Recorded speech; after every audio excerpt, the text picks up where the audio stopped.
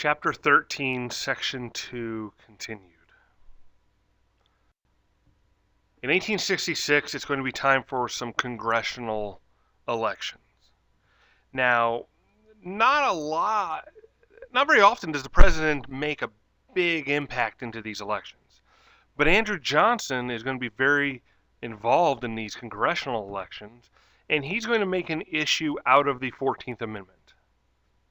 Calls the radical Republicans traitors. And Johnson's going to lend his support behind anybody that was anti-14th Amendment. The thing is, the voters are not receptive to this. The voters were tired of hearing of all this violence in the South.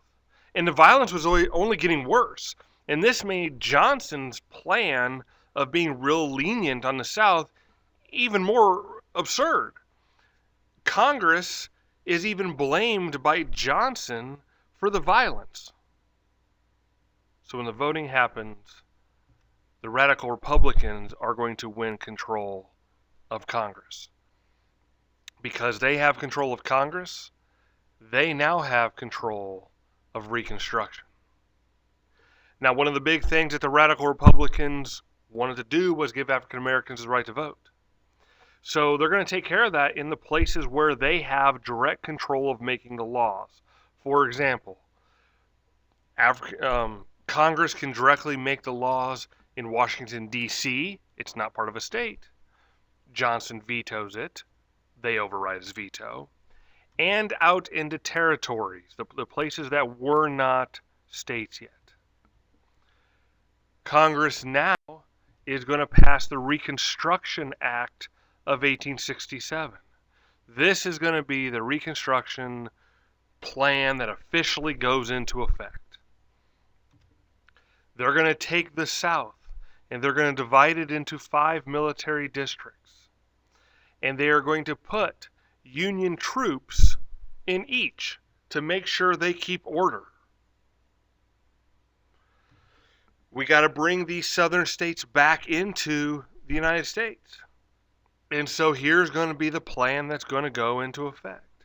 If your state wants to come back into the U.S. in good standing, your state first off has to ratify the 14th Amendment. Your state will also have to write a new constitution where all men can vote. And since you're writing a new constitution, because the old one obviously talks about slavery and such, African Americans get to serve as delegates to help write these new state constitutions. Now, for this to work, though, Congress can put this plan into effect. But for this to actually work, it needs to be supported by people. And one of the concerns was Johnson might just remove all the people in the government that he could that might support it. So Congress also passes the Tenure of Office Act. Basically, here's what it says. When the president picks their cabinet members and stuff like that, they have to get them approved by the Senate. And so the Senate says, hey, if we had to approve that person for you to hire them, then we have to approve for you to fire them. So as it says here, the president cannot remove a Senate-confirmed office holder without the Senate's approval. Now, Johnson hates this. Johnson starts screaming, this is unconstitutional. You can't do this. So Johnson decides to test it out. And how do you test out something like this? You fire somebody. Johnson is going to fire Secretary of War Edwin Stanton. Now, by this time, Congress has had enough. They're like, you're directly violating what we have put into practice. And the House of Representatives is going to vote to impeach President Johnson. Now remember, if somebody is impeached, it does not mean they're kicked out of office. If you're impeached, you're put on trial. If at that trial you're guilty, then you're kicked out. So the House votes to impeach Johnson. He is going to be charged with violating the Tenure of Office Act, making scandalous speeches, and bringing Congress into disgrace. Now, there were some senators, the Senate is where the trial will happen, that don't feel like these are good enough reasons to kick a president out of office.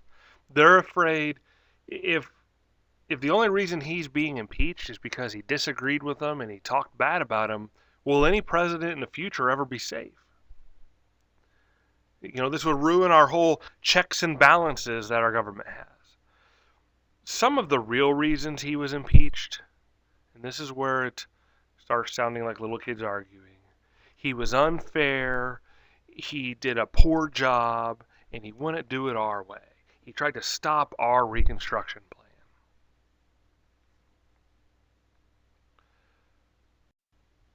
The trial begins in March of 1868. Now, when this trial begins, the House of Representative members, they become so critical and lay into Johnson so harshly that people almost start feeling bad for Johnson. Within like a month into the trial, some people just want to end it and say it's over, he's acquitted, he's free, just leave him alone. It's going to go on for 8 weeks, though. And on May 16th, 1868, the Senate is going to acquit President Johnson. Not guilty by 1 vote. They need 2/3 to kick him out, have him guilty. They don't get it by 1 vote. So Johnson is not removed from power, but his power is broken. He has no friends left. Some congressmen, though, actually lost some public support as well, because some people didn't see it as very patriotic to go after the president this harsh. And some people were like, wait, we're doing this over the idea of African Americans can vote, and some people didn't like that idea. But Johnson does not have the power he once had. It is time for an election. Election of 1868. The radical Republicans are going to choose a war hero, Ulysses S. Grant. He has no political experience, but he was a war hero, the winning general in the Civil War.